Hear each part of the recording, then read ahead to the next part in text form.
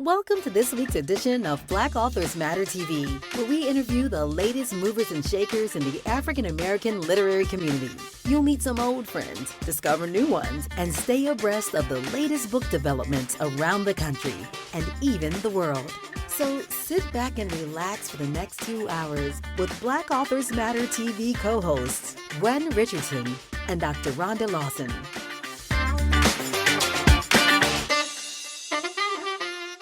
Good evening and welcome to the last edition of Black Authors Matter TV for the year. And I see, Rhonda, you have your virtual background. You go, girl. We're twins now. Put your sound on.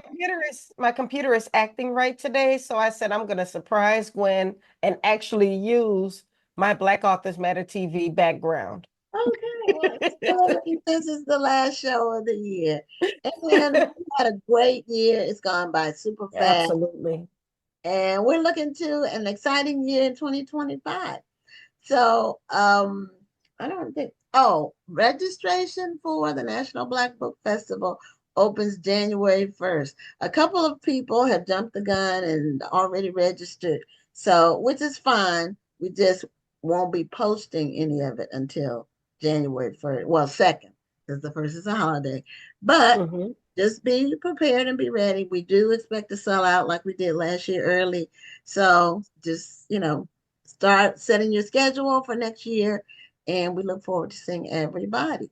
So something that we're doing new for next year, and I hadn't shared this with you yet, Rhonda. I hadn't had a chance. I've been between cooking and wrapping gifts, and now I'm on the HOA board in my subdivision. But we're going to be reaching out to the Divine Nine chapters all over the state of Texas. So because we had a record number of Divine Nine authors this year at the festival, and I know you coordinated getting that group picture done. And so we're going to be actually reaching out to them individually, the different chapters, alumni chapters and the collegiate chapters of all of the Divine Nine groups in the state of Texas.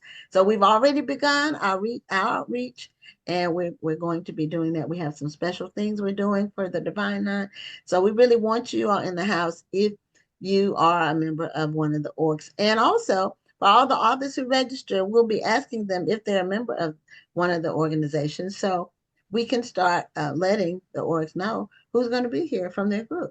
So anyway, Absolutely. And we're going to be having a meet and greet on that Friday night. And you always ask about a Friday night event. The Friday night, we're going to do a meet and greet with the Divine. It'll be just for the Divine Nine authors and people. So anyway, more on that later on. That's a great idea. Okay. Yeah, I mean, Mary, it came from Mary. So that was her idea. Mary, thank you, because see, I've been telling Gwen this for a while, but see, she listened to you. So remember you saying anything about that? No, anyway, no. I think it's a good idea though to make sure that we get because a lot of times a lot of the authors who come are members of the Divine Nine, and they want to feel supported by their organizations. So It's a great thing that you're doing. I'm planning on doing the same thing for the Black History Month Literary Weekend. Okay. When you reach out to the organizations that your participating authors are a part of, it's a better chance that they're going to come out and support their people. So it's a good idea. Right. So, anyway, without further ado, we're going to bring on our first guest. We have a very good lineup tonight. We have the first three guests have never been on the show. And so we are excited about having them. And first tonight is Phillip B. Williams, and he's an award-winning author and poet from the information that I have. And also, I wanted to let him know, and if you can unmute, so as soon as you start talking, we can hear you. We became aware of you and Joseph Earl Thomas through one of our viewers. They had a flyer that both of you all have an event. Did y'all already have it, or is it this week? We already had it at the Athenaeum, yeah. Okay, so they told us about it, and then I said, okay, we'll reach out to them. And then you both ended up on the same night, which that was really coincidental. So welcome to Black Authors Matter TV. Thank you for having me. I'm excited. Well, thank you for being here. Now, do you teach at Randolph College? I do. Now, I where is do. that? Where is Randolph College? So Randolph College is in Lynchburg, Virginia, and so it's a low residency program. And they come for 10 days in the summer, 10 days in the winter, and then we teach most of them graduate students online. So yeah, we just wrapped up the winter term. Oh, okay. I'm from Virginia, Well, but Lynchburg is the west part, correct? In the western part of Virginia, I think Yes. Lynchburg is. Yeah, I'm from the eastern part. I'm from Newport News. So, I'm gonna guess that you teach fine arts. Yeah, I'm teaching poetry there. Nice, nice. okay. Love it. Yeah. Now, when you teach poetry, are the people who are in your class, are they already, do they already consider themselves to be poets and they're trying to improve their craft, or are they new to it altogether and trying to figure out how to go forward, or a combination? I think it's a combination. Everyone who applies to the graduate level, they in some part believe that they're poets and they already have, some kind of skill level that they're pretty, proficient in knowing different forms and things, but the confidence is not always there. And so we help to build that up too. If you had confidence enough to try to get into a graduate program, you should be confident enough to call yourself a poet. So we're There always you working go. through that. Yeah. Yeah. Do you think it's because there are so many different types of poetry, and maybe like for instance, they hear a lot of spoken word, so they think that they have to be like the spoken word poet. But there are a lot of poets who were not spoken word. They wrote their poetry, and that didn't make them any less poets. Mhm. So do you think that might be a piece of it where maybe they don't think that they're on the level of somebody who they may see a lot, like a spoken word artist, or even on the other realm, maybe a written poet. I think it's both.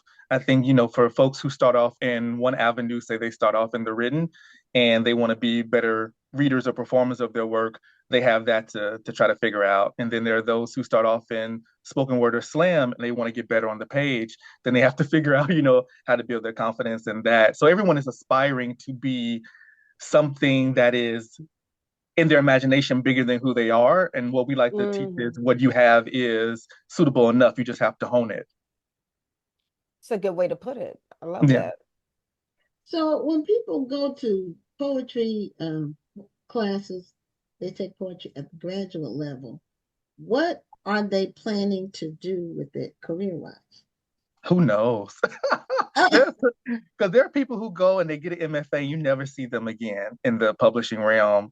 They'll do healthcare, they'll do advertising, they'll become high school teachers, and they never will publish a book.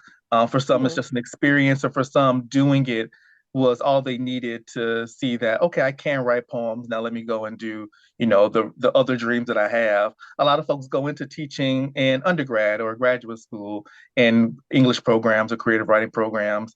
And then some people go and get PhDs in literature or history and things like that. So it's pretty flexible what folks typically do, but a lot of people they want to become professional writers, and it's relatively challenging to do that. Hmm. It can be competitive, like with anything, and there are limited spaces for those who want to be professors in creative writing. So yeah. Hmm.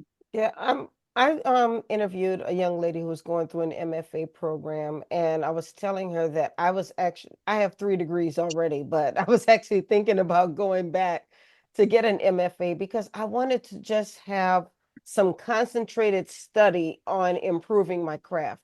Yeah. Anybody who knows me when it comes to writing is my baby. I mean, book promotion is wonderful, but I really I really concentrate on the written word. So I was thinking about going back and getting yet another freaking degree because I wanted to just strengthen my writing. Do you see some people who are doing that? They don't really need a degree, so to speak, but they're just going back. Maybe they just want to study writing or in your case study poetry or studying acting or whatever that Mhm, passion mhm. is. Yeah, we have people who already have books. They already have built a trajectory in writing poems and they're known. They just don't Mhm. have the degree. And a lot of those people, they want to teach eventually. And because they already have the books, but they don't have the master's degree, which for writers, the terminal degree is the MFA, then they're Right. not allowed to teach at the university level. So they know they can write, but they need the paper to tell everybody else that they can write. Um, and we have folks Interesting. who come in, they're straight out of undergrad. Some people come in, they are um, retired or near retired, and they're just following that push to become the writer that they always thought that they could be. And sometimes it's just to prove that they can do something for themselves. It's not even to get published, just to say, okay, I did this. Hmm. So you are a poet. You are a poet. Yes. So when did you start writing poetry? And um, do you have a degree in that, or is it MFA? Or so when did you get started with the poetry, and then how did you progress I with was a it? little thing. I started writing when I was in first grade. And we had a teacher, her name is Mrs. Bellamy. This is in Chicago, and she had us keep journals. We were what, 6, 7? I don't 6. We were 6 years old, and she had us keep journals. And, we couldn't spell nothing, but we were writing in there, and that's how we learned how to spell. That's how we learned how to write. And she would check them, and just to make sure that we were doing them daily. And so I was always writing either a little story here or something that was a poem, but I didn't know what it was. I didn't know what I was doing. And what helped me to continue doing it was there was no one who told me to stop doing it. So I was Mm. constantly encouraged to do it by my teachers, my mother in particular. She had me on hooked on phonics very early. So it was always a language life that I was living. And when I got into high school or middle school, everyone was like, "Oh, you can really write." So that encouragement helped me to know that I was doing something that I should keep pursuing. Had people, showed doubt early on, I wouldn't be doing this. We have to feed into people's dreams so that they can know that they're worth living. And luckily, I had people feeding into, what I really enjoyed doing. So yeah, I was very young when I started writing, and very young actually when I knew that I wanted to do it for a living. I think that's wonderful. I kind of went on a little tangent last night. I was talking with a fellow author. We were talking about pouring into our kids. Often our kids will express an interest in something. One of the reasons why I do an eighth and ninth grade essay contest is to pour into kids while they're still fairly young. Yeah. Because I think that we have come into an age where we're telling people they shouldn't go to college unless they're going for some type of professional degree, like a lawyer or a doctor or something like that. And we're telling people they shouldn't go to college, or college is a waste of money. Anybody can write. You don't have to go to college to learn to write. You can just write a Mhm. good story. Or why do you want to be an actor? My daughter grew up wanting to be an actress. And even though she's not acting today, acting is what propelled her to continue working to get into college. So it was her Yeah. vehicle to get into college. And she graduated cum laude from Clark Atlanta University And- with a theater degree. However, she's not working in that field right now, but she still has that talent. She still mhm. has that drive. And if she wanted to teach acting, she could do it because she's actually a very gifted actress. But I think that I don't know if it's we as a community, we feel that um the creatives are kind of a waste of money. We don't have to go to college for that. We should Mhm. only be sending our kids to college if they want to be a lawyer or a doctor or something like that. But Right. other than that, it's a waste of money. And I think sometimes we wind up trying to talk them out of doing that. But I'm on that other side where I feel like we need to pour into that. That could be that vehicle that makes them want to do bigger and better things. Absolutely. And those lead to other opportunities a lot of the time. So for me in particular, I started off in undergrad thinking I was going to be a business major. And I got into the school in undergrad. It was supposed to be like this difficult thing to do. And so I felt strange leaving it, but I told my mom, I was like, I am miserable doing this. It's just Mm-hmm. numbers and graphs and there was no heart in it. So it was a lot of information. And I thought that, oh, I would do a business degree and then I'll write on the side. But I was taking more English classes than I was taking business classes and enjoying those English classes more. And it turned out that that skill was useful in a lot of things. It was useful for when I did 2 years of HIV testing and counseling, so it helped me to communicate with the people that I was testing and get the ideas across that I was learning through all of the different trainings. It helped me to um, help with co-writing a grant. It helped me with writing different documents that needed to be written for our meetings or for different oh, there were actually several grants, and then I had to write a piece on, what were some of the resources that we need to be better at our job. And so the lack of funding for the arts is really, you know, uh, um, uh, fascism starts with killing the artists. It starts with killing the poets. It starts with killing the arts in our schools. And then once you get rid of that creative impulse, and then it's easier to, really manipulate folks into thinking that they are only useful when they're making other people money. Right. you know, but we just lost Nikki Giovanni recently, and there are very few poets in the world who will also create political change and inspire people to really be more communally focused. So once you lose the artist, you lose that griot, that spiritual center. And I can see that happening now. So the investment in the arts is something that we need to reconsider, whether it be, in the US or just in our community. We need to reconsider the seriousness of, the presence of the artist in our communities. Amen. I agree. Now, something that you said, I'm going to differ with you about business school. It was just, I was a business major and an entrepreneur at heart. There is heart in business, but it's like writing and poetry. You kind of already need to have a heart for it. Hmm. If you already have a heart for it, then you see the heart in it. But if it's just, you know, numbers and graphs to you, then you won't see the heart in it. But it's like anything else.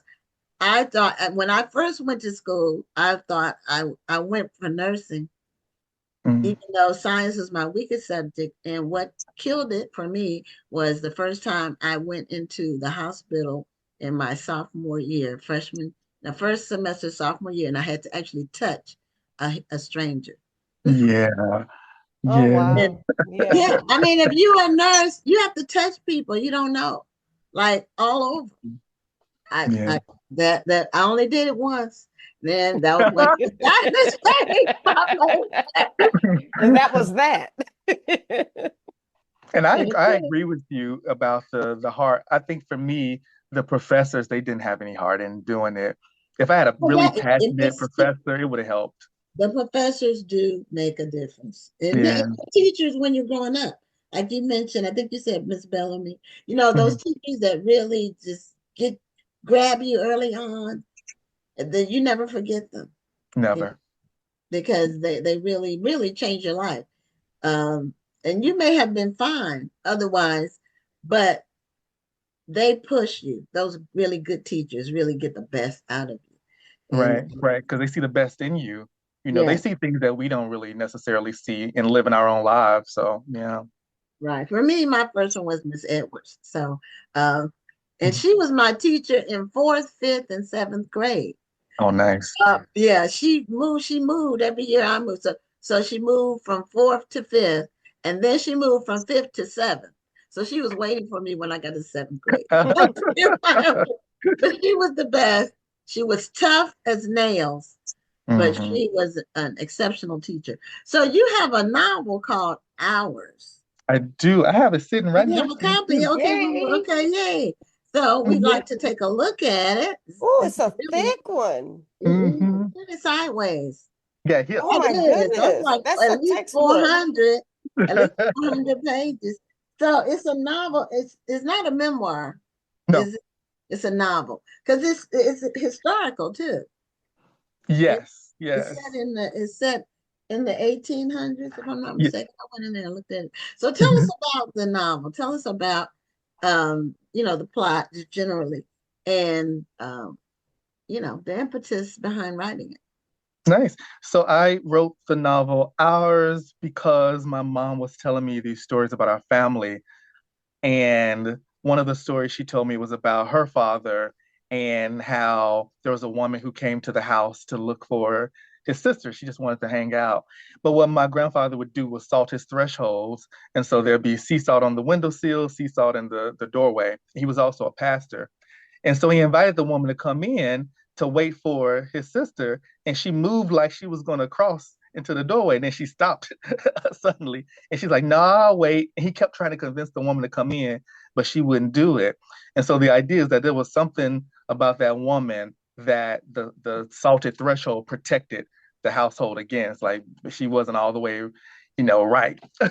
And so those kinds of stories that deal with alternative spiritualities, and really it's not alternative, it's just a different way of thinking about the way that we move through spirituality and religion, because he was a pastor, Christian, but then he also had these practices that were very much hoodoo based in nature, based in traditions that were passed down to him probably from his father, his mother.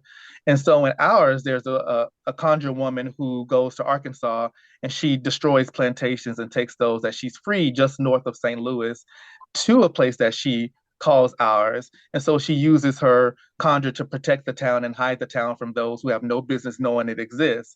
But because her memory is in lapse, and there's some other things going on as far as how she believes in love and believes in trusting other people, it allows for her conjure to fluctuate and weaken, and then other people with their own values and their own desires come in and interrupt everything that she started. So that's the premise of Ours. Now I noticed the cover doesn't have a female on it, does it? It does. It does. Oh, it looked like two men on there. Well, some people thought that originally when they saw it, they were like, "Oh, there are two men," but the original artist depicted a woman. She just has really short hair. Okay. Okay. Now, where are you from? Like you talked about your dad being a pastor. Was that your dad or your granddad? Oh, granddad. I'm from Chicago. Oh, you're from Chicago. You did say that earlier. Mm-hmm. But I was referring back to the hoodoo, and where's that from? Oh, so he was from Alexandria. He was from Alexandria, Louisiana, so just north of New Orleans. Okay, I'm from Louisiana. So that's why I know they Orleans, don't do that in Chicago. Or they might, but they got it from somewhere else. It migrated to Chicago. It's not like indigenous to the Chicago area. Yeah, they probably got it from Mississippi. It's more southern. So now I hadn't heard about that, the sea salt. I mean, well, Rhonda's from New Orleans. So have you heard about that, Rhonda?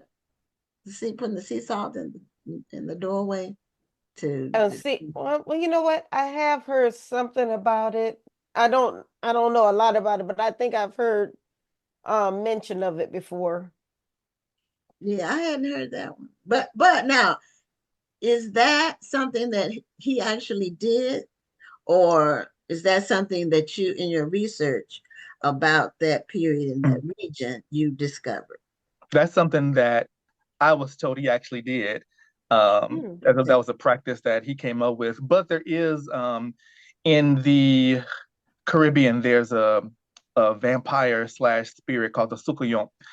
And the way that people would protect from her, because she sneak in your house and eat your family, eat your baby in particular. It's terrible. And so they would put salt, or they put grains of rice around the crib or at the doorway, because it was believed that those spirits need to count every individual piece of rice or salt or sugar. And if they couldn't finish before sunrise, then they'd be killed off. And so there's a tradition of it. Not necessarily in the way of not being able to cross, like there's that too, but I was thinking more so of how, there are all these ways that people protect their houses or protect what we do, which is what's around. Salt is around, sugar's around, rice is around. And so if there's a way that we believe that what we have is enough or can be made enough, then there might be ways that we can better protect ourselves and not think of it always as superstition or mythical, right? But think about it metaphorically. What do we have and how can we bring it together to make something work for us? That's in a variety of cultures because, and I don't know if this is true of the Scottish people or not, but I watched the show Outlander, which the one about the woman that passes through time. And there's one season in there where if the baby is born like sickly, Mm-hmm. they put it in the woods, and that the whole idea is that it will get taken by some fairies, because it's considered to be uh, negative as far as the bloodline. Right. You don't want, it's like weakness. You don't want weakness in your family. So they actually were doing it to give them another path rather than be human and then just be weak. It's Right. like the run of the litter, that kind of thing. Yeah. So different cultures, and of course, the whole vampire culture with the garlic and all of that.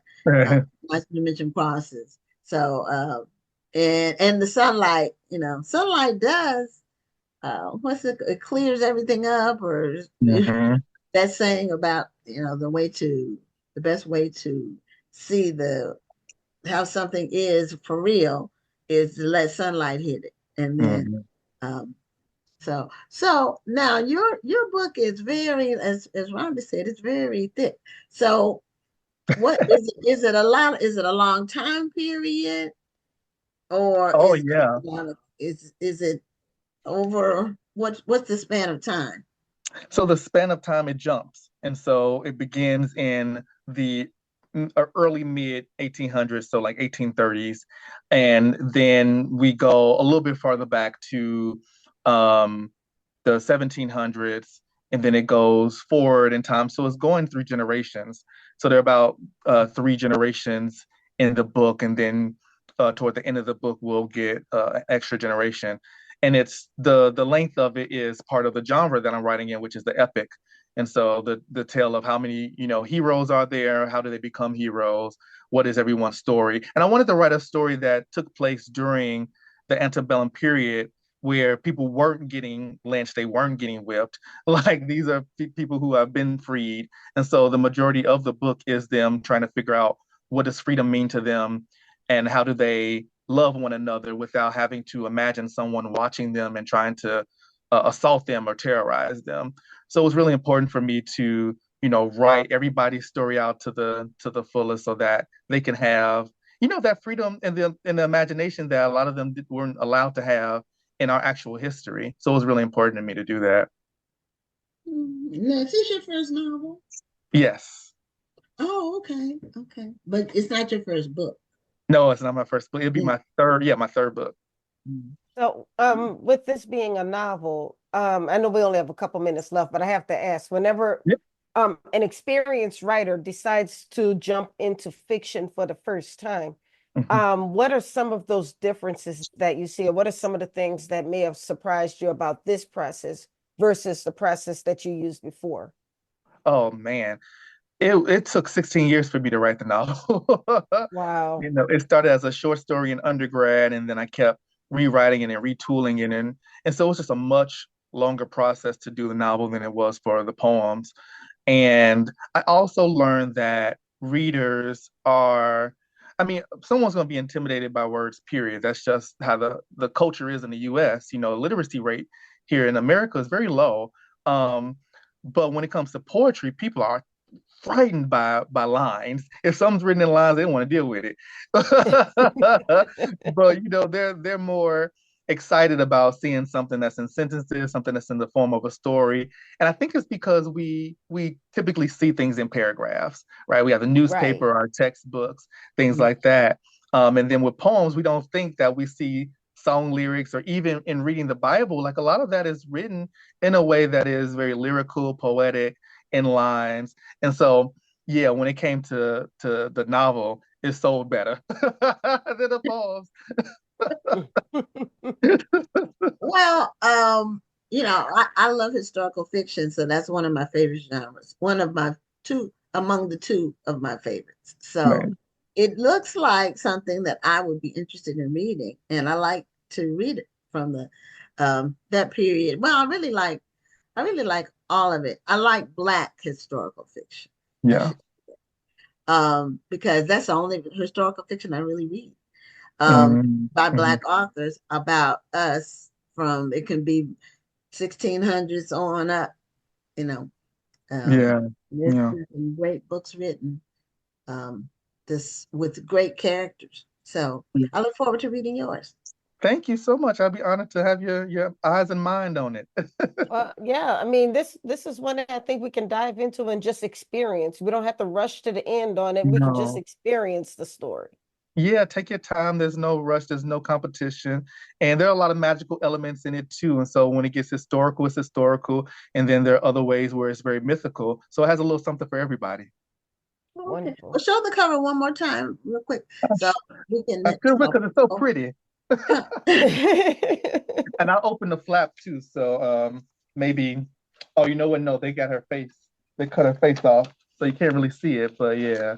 Okay, that's what made me think it was two young men. So I thought I had already had written the story in my mind before you said what it was about. Anyway, anyway, Ron and I are both writers too. So, we enjoy the craft. So thank you so much for being on the show. Thank Congratulations on you. your book Yeah. and continued success with your classes, your poetry classes, and all of that. You're teaching the next generation, or sometimes the same one, The how to same one. how to write poetry.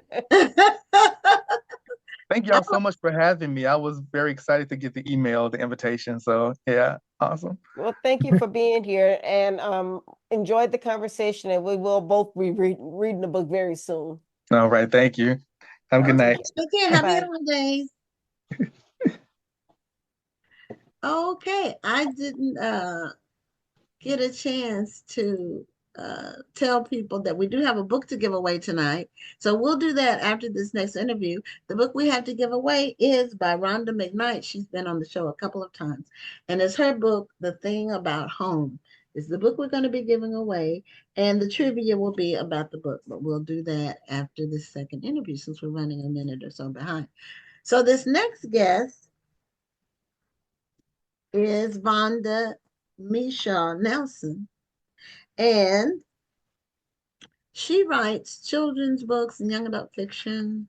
And she has quite a few books that have been published over the years. And before we get started with about your book that's coming up, you have a book that's coming out soon. But I had a question about I assume is your maiden name, Micheaux. Yes, ma'am. Are Yes, you related to Oscar Micheaux? well, actually, I wanted to find that out because I love family history. I'm not really sure. And at first I thought, well, we probably aren't because my father's generation, our name used to be spelled Michaux. And my father's generation, I'm not sure exactly why, added an E. And I don't know whether they wanted to spell it like Oscars or not. And so I thought, well, probably we aren't related. However, in looking at a biography of Oscar Micheaux, in the early chapters, it talks about his name, and apparently his original spelling was AUX. And so I don't know whether we're related or not. It would be nice, but I've never heard anyone in the family say that we were. Okay. So for those of you who don't know who Oscar Micheaux was, he was a Black filmmaker. And a lot of people think that, Spike And Lee and author. knew He what also he did. wrote books. He Yeah. did. But people don't realize that he was in between 1919 and 1948. He produced and directed 44 feature films. Yeah. And a lot of people have no idea that he even existed. But he's part of African American history that doesn't get talked about. And when I saw your name, I said, I'm going to ask her if she was related to him. But sometimes the names change for whatever reason. in history, people add things. My maiden name is Day with an E, Daye. Daye. But when we looked at some genealogy, some of our ancestors didn't have the E. So we don't know exactly when the E got added. Yes, yes. Well, one thing too to know is that even though I don't think I'm related to Oscar, my great uncle Louis Micheaux, some people may know about his bookstore that he had in Harlem that opened in the 30s and closed in the mid 70s. That was all Black books and really became a kind of a gathering place for a lot of the African American movers and shakers at the time. And I did do a couple of books on him, one for what young adults, and one was a picture book for younger readers And about what him was in the the name of the bookstore. bookstore that he had? It was the National Memorial African Bookstore in Harlem. It was a very historic place. And a He's lot of kind of a people don't know trailblazer. about him, but I wanted, that's one of the reasons that I wrote the books when I was doing some family history and finding out about him myself. At first, I thought I was just going to be, doing something, putting something together for the family. But the more I found out about him and his journey, the more I thought this is a story for everyone. So that's why I ended up putting it out there for hopefully, both children and young people and adults to learn Right. about him in the store. Oh, that's wonderful because that, I mean, it's basically a trailblazer for Black-owned bookstores. Yes, absolutely. And independent stores as well. I mean, I'm a Yes. very strong advocate for keeping those independent stores alive.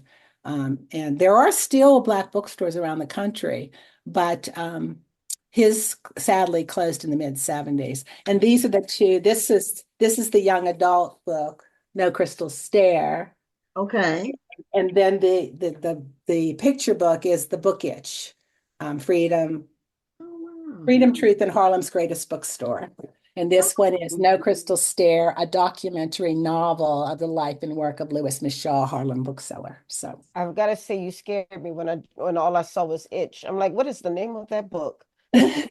well, it's called that because when interviewed and asked about, his starting the bookstore and the idea, he said, I got the book itch. Love it. Oh, wow. That's amazing. See, that's the information that I didn't know about you. And so I'm glad that you are discussing this. And these are things that people need to know. And there's a book that's scheduled to be released next year about Black bookstores. And I wish I had it in front of me because the person who wrote it actually called me to interview me on the phone. Um, I feel like it's going to come out in the spring. Um, are you aware of it? Well, if it's someone talked to me too about it, and um, I don't remember what the title is. I think it's something like prose. Yes, prose is in the title. Yes, Yeah. actually, if it's the same title, I have a piece in there. They asked me to write something for it about the bookstore, about my uncle's bookstore. So Oh, Oh, wonderful! that's Because wonderful. I was wondering, Prose had for the they? People. Prose for the People, I think it's Okay, called. Yeah, okay, all right. yeah. So we're going to work on getting her on the show, the author of the book on the show when That'd the be book comes out. Now, how many books have you produced so far? Well, I published this new one coming out, Radiant, Okay. is my 19th book for you. And I'm Okay. really excited about that. And Okay. you're that book you're doing the book launch actually very soon. Yes, on January 7th, here in New Mexico, where I live, at a bookstore, the Books on the Bosque. On, Oh, That's wonderful. Congratulations. thank you very much. I think it'll be a great time. yeah. Now, So are you Keith, from New Mexico? Not originally. I'm originally from Pennsylvania, the Pittsburgh area, small river town. Okay. And I moved out here about 30 years ago. A job brought me out here. I spent most of my working life as a children's librarian, and writing was also, I was doing that at the same time, of course, juggling two careers in a way. But so I worked with kids and books for most of my working career. Okay. Wonderful. So Yeah, can you tell us a bit about Radiant? Well, it's historical fiction. It's a middle grade novel in verse, and my first novel in verse actually was a challenge for me and to try a new format. But it takes place in 1963, 64. It's about a 10-year-old girl who's oh, and also it's kind of against the historical backdrop of the Birmingham church bombing, the Kennedy assassination, Ed Sullivan and Beatlemania. All of those things kind of play a part in the book. But it's about a young girl who she's sort of just trying to find her way and struggling with her identity. And her mother at some point has said that in order to shine, and Cooper, Dale, the main character, wants to shine. She wants to be radiant. She wants to be special. Um, Her mom said in order to shine, she may have to work harder than Mhm. some other people, people who are white. And Cooper kind of takes that to heart and sometimes wishes she were white. And so she is dealing with the whole issue of just dealing with being a colored girl in in the world.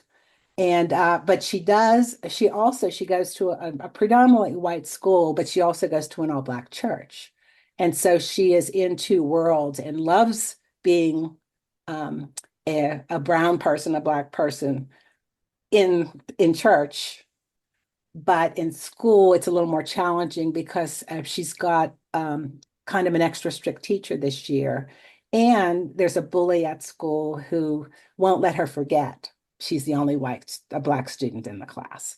So that's sort of what this is about, and it's based on quite a bit of my own experience growing up. It's not about, autobiographic book, Mhm. but I did draw from a lot of my own experience in creating. It is fiction, but actually, I had a lot of fun going back to that era and reliving those years of the 1960s because they were difficult years in many ways, but in many ways it was a simpler time, and it was kind of nice to be there for a while. And I think that's such a sad reality for so many children of the 60s and 70s because we were just getting into the Black is Beautiful movement. Yes. But many of us, like for instance, I grew up in a military environment where most of the kids I went to school with were white. And the white girls were the pretty girls. The white girls were the popular girls. And many of the Black girls were either trying to fit in with the white girls or trying to find our own footing. So we Mm, weren't always thought of as the pretty girls. yeah. And so I remember Whoopi Goldberg back in the 80s when she did her one woman show. And one of the characters that she played was the little girl who would put the white sheet on her head and talk about her long, luxurious blonde hair because she didn't want to be Black anymore. She wanted to be white. So I think it's easy now for kids in the 90s and the 2000s, the new millennials, so to speak, to say, I can't believe you would ever say you wanted to be white. Black is beautiful. You know, you should be proud to be Black. But that was something that we had to kind of grow into. That's exactly right. And one thing though about Cooper is that she's pretty lucky in many ways. She's smart. She's got a really strong family. She's got faith. A lot of the book takes place in her with her relationship with her church and what she takes away from her spiritual life. Mhm. But she's got a strong family, and I think that really helps her through this situation. And I pray for that for all of our young people to have Yes. a place, that safe place to go, that home represents something, a place that's a place of safety and love and support. Yeah, through those years in the 60s when um, not the 50s as much because the 50s it was just getting started. And even though Brown versus Board was in the 50s, things didn't really start to pick up as far as school integration until the 60s. Yes.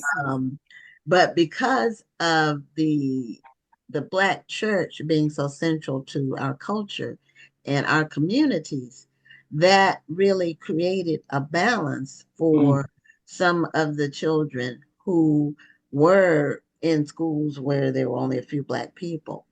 And without the church, I'm not sure that they would have had been able to tolerate it as Well, yeah. well.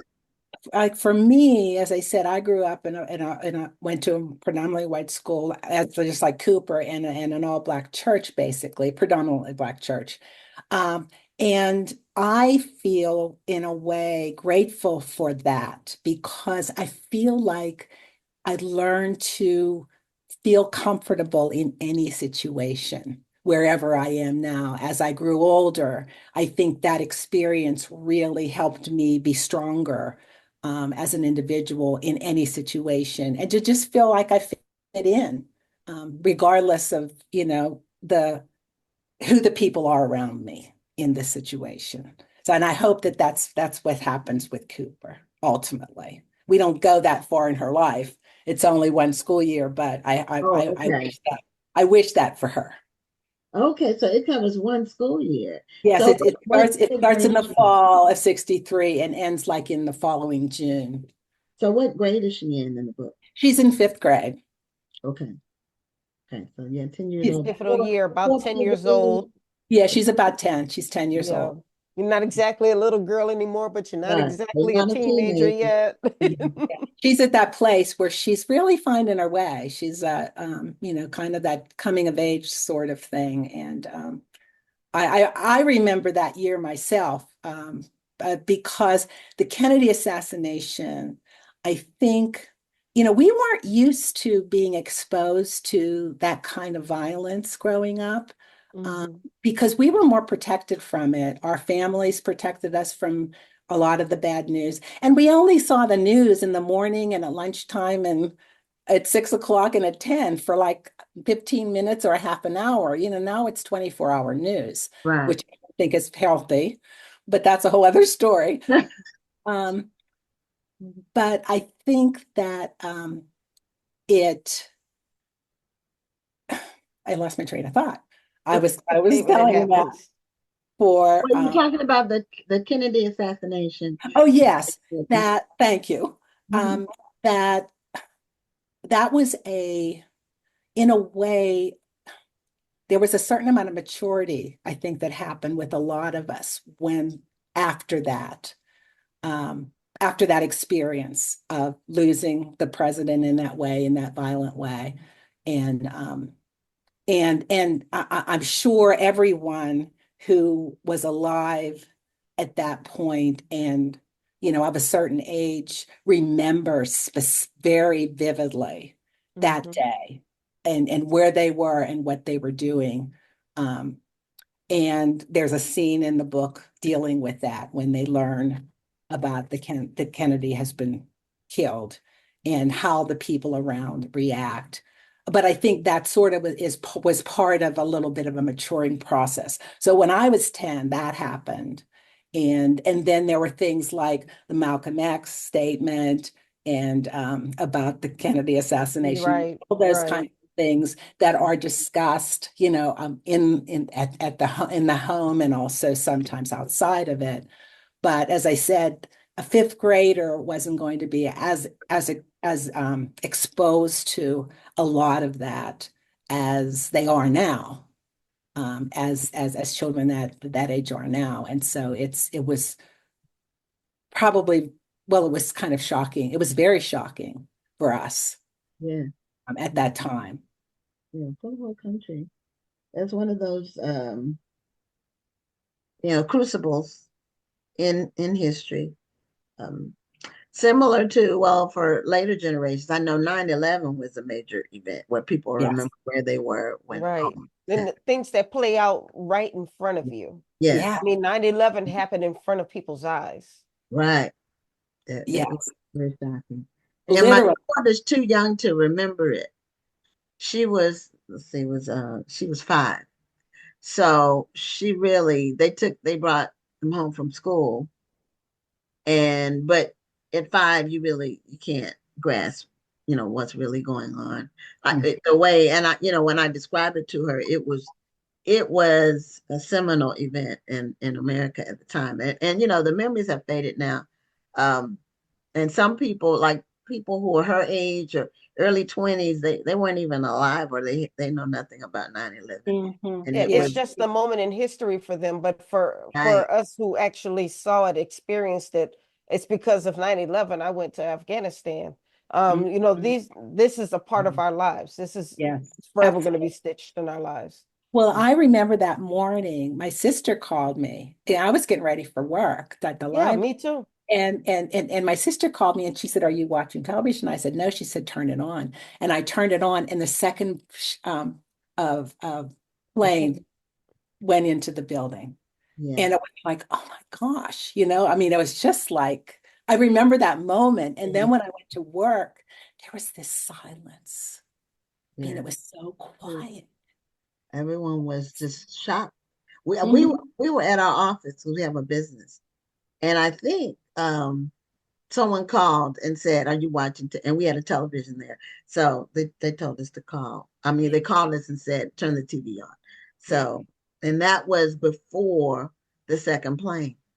So this was just incredible. I mean, some of these events are very jarring, and some of them one positive event in the last 20 years or so that occurred was the election of the first Black president. That whole process was very life changing, for a lot of people and for the country. Mhm. Yes. So, and that was a positive one. Yeah. All those moments in history. I love history. And that's sort of the reason why I write so much about it. I mean, I've done nonfiction Black history books for kids and also historical fiction. But I think part of the reason that I've kind of latched on to it is because growing up, we really didn't have very much. And so Right. as an adult, I feel like I'm just playing catch up. And so when I find a subject that I'm interested in, a topic, a person from our past, I want to know. I mean, I certainly am ultimately would like to get the story out to others, but my first motivation for looking into this story, researching it, is because I want to know about this person. Why didn't I know about this? Right. And when you find out, it's like, this person's amazing. Everybody should know about him. And that's the reason that I put these books out there. I want young people and adults to learn about people that have never really been gotten their due, in our history. And it's American history. It's Black history, yes, but Mhm. it's But it's sometimes it American depends on who history talks of our about it country. most. Yeah. That's why more people know about Madam C.J. Walker than they do Annie Turnbull Malone, Hmm. because more people talk about Madam C.J. Walker. Yeah. Or Yeah. Rosa Parks versus Claudette Colvin. I think something is coming Exactly. out about a book or something is coming out soon, or just came out about Claudette Colvin. So now you have won several awards. So for your books. That's been So really wonderful. yeah, tell us about that because you won several, and you're to be congratulated about that. Thank you so much. Tell Well, us the my ones first that big one, and I'm still pinching myself, that it happened. But certainly an earlier book, Almost a Freedom, my illustrator got an award, which was wonderful. So I was sort of riding on his coattails. He did a great job. But my first big award was for Bad News for Outlaws. It's the Remarkable Life of Bass Reeves, Deputy U.S. Marshal. I did this in 2009. And it would receive the Coretta Scott King author book from American. It's an organization through American Library Association. And you actually won that award twice, right? Yes, I got the award for this, and also an honor book for the book itch, Okay. and an Okay. honor book actually for No Crystal Stair. And this one actually won the Boston Globe Horn Book Award for YA fiction, which I was real thrilled Oh, about. okay. But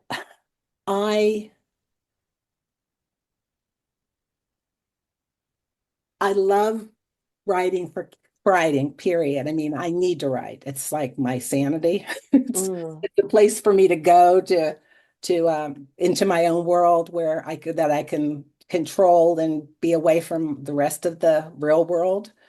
Um, but I really love this character, and you probably have heard about Bass Reeves now because of late there's been more out there about his story. He was a Black Deputy U.S. Marshal back in the Old West. And again, that was fun for me to go back to the Old West because when growing up, we loved cowboys and pretended to be, our people like, the Lone Ranger and um, the Rifleman and the characters from Bonanza and Wyatt Earp and all those guys.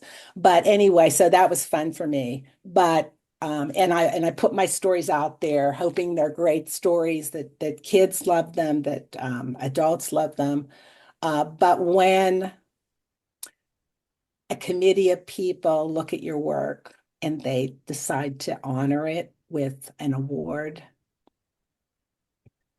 there's just no feeling like it because as a writer, you work really hard on these projects, sometimes for years. And it just feels good whenever you feel like somebody noticed, you know, Yes. that Yes. somebody really noticed how hard you worked on this and that they agree that this is a great story. It just Yeah. feels, The validation is great. it Yeah, Like, really, when you're recognized by your peers and they see what you're doing and they appreciate your work, I mean, it's a beautiful thing. there's nothing like it. There's nothing like it. And I did want to say too about people like Bass Reeves. When we were growing up, I said we really loved the Old West. But when I found out about Bass, this Black man who was a slave and rose to be a deputy U.S. Marshal and of actually one of the most effective U.S. Marshals that ever lived. It made me think back on my childhood, how we pretended to be certain, or like our idols from the West. And sometimes we fought over who got to be this person, this today, and who got to play this role and that sort of thing.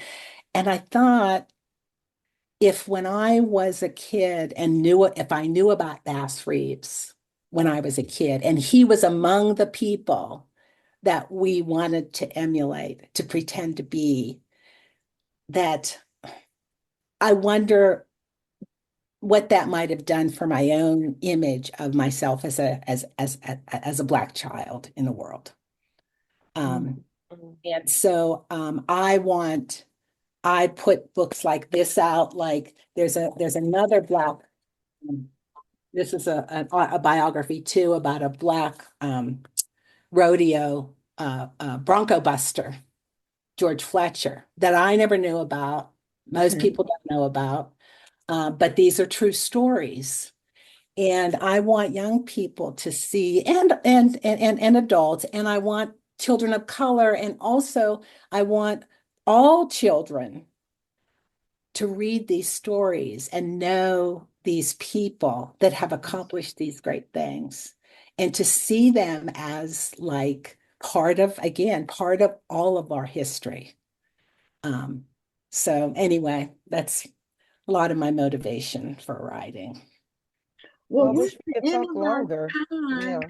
but I did mention to you that this was going to be conversational and no pressure. See, Thanks, I I'm appreciate so it. glad. So, but we appreciate you. And someone from the Coretta Scott King, the awards was on the show. We met her at the Black Librarians Conference in New Orleans this Oh, summer, and she was on the show shortly after that. She's on the yes. committee that picks the books. I There's can't some great think right people. now. Yeah, Yeah. obviously I have a special place in my heart for them. Yeah. They've been very kind to me. Okay. Well, have a great holiday. And thank you so much for being on the show. And Yes, and congratulations please on your read our new success. book. I love the Our verse book comes novel. out. Yeah, it comes out January 5th. Seven. January And 7th. again, it's a novel in verse, and that was a whole new format. And if you've never read a novel in verse, it'd be a great time to try it.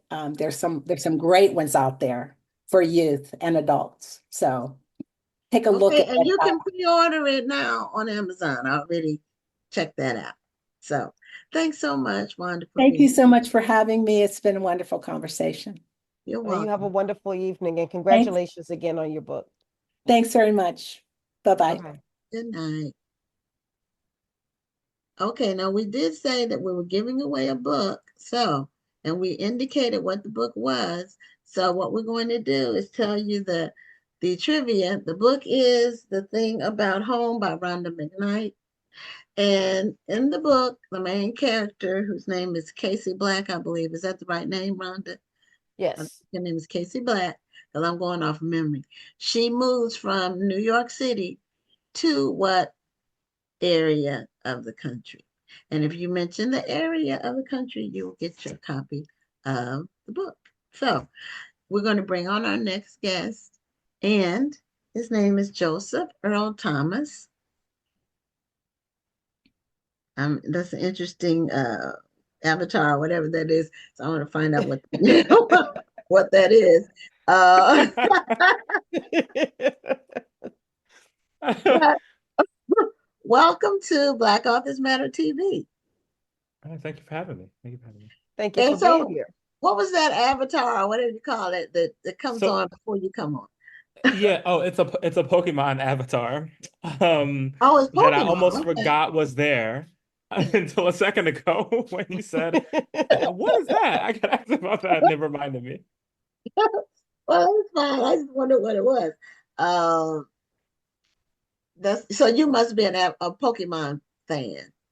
Yeah, I played together with my kids. I'm writing my fourth book will when it comes out, will be in part about competition, but also about playing other kinds of games throughout one's life, coming from starting off playing basketball to like being past the age where I can play basketball for 12 hours a day and just like, walk home fine, and my daughter playing basketball to all of us playing video games together, the main one of which is Pokemon. Oh, okay. All right. Now, I was telling Philip, he was the first guest on the show tonight, Mhm. that one of our viewers sent us a flyer of the event that you all had. And she sent this 3 weeks ago or a month ago, and Mhm. that you all were appearing together. And she said, "Well, I think these two young men would be a uh, good guest for the show." So I said, Oh, that's "Okay, great. we'll reach out to them." And it was just coincidental that you all ended up being on the same night. So it wasn't Yeah. planned. It was so funny. Philip's a friend. And I showed him. I was like, "Oh, you're gonna be on the same day." And he was like, "Oh, I just found You out two too. didn't It's the even know same you day." were going to be on the same night? No, no, not until I think I And we had didn't shared the fly. flyer with him. Yeah, Yeah. uh-huh. So yeah, that was the coincidence. But I'm glad because you all are kind of in a similar space. And so that's why you all did the event together, I'm assuming.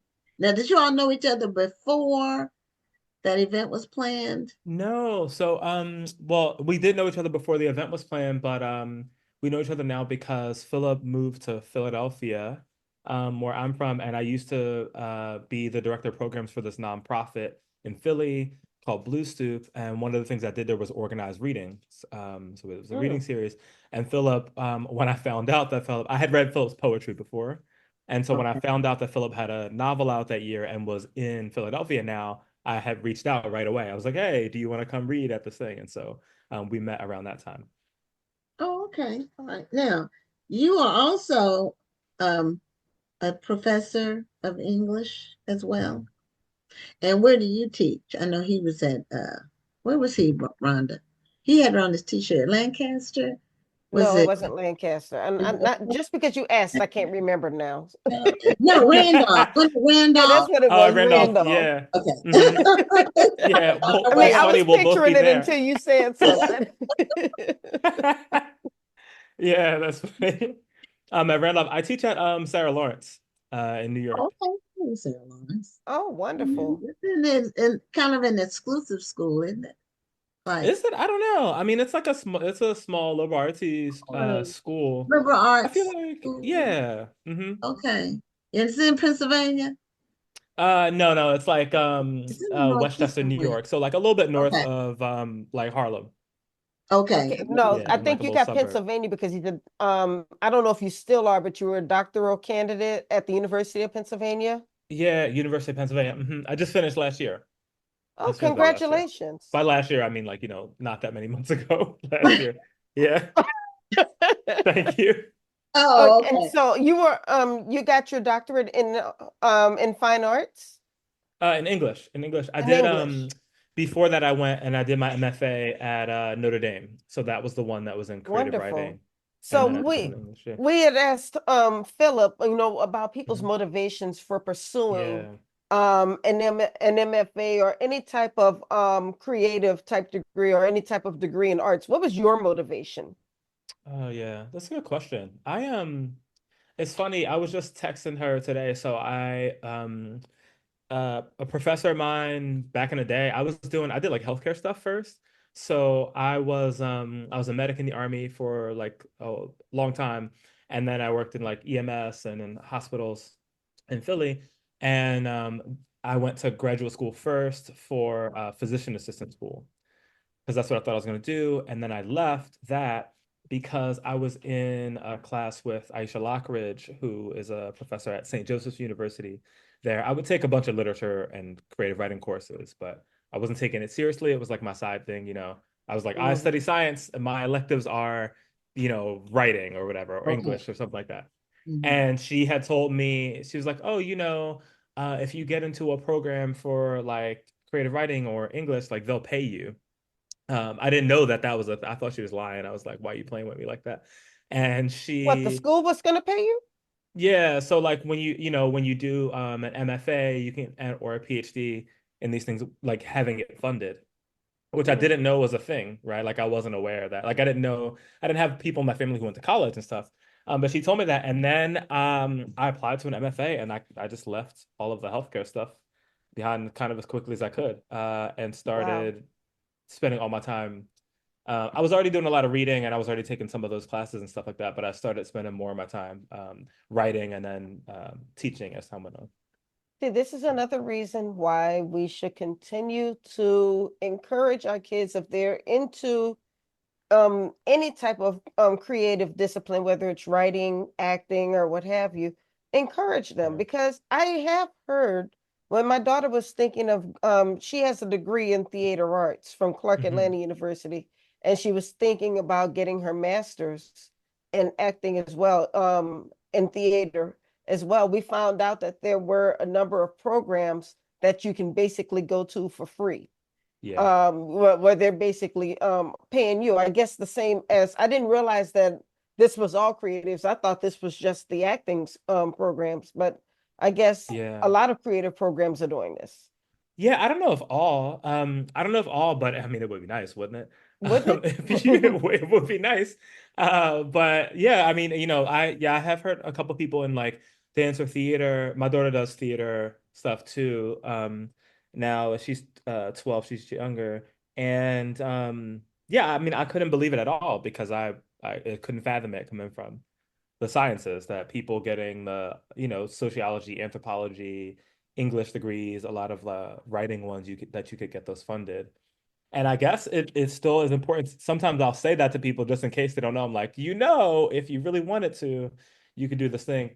Even though it doesn't guarantee some kind of job or whatever, but I think it is. I mean, I've never regretted it in a sense.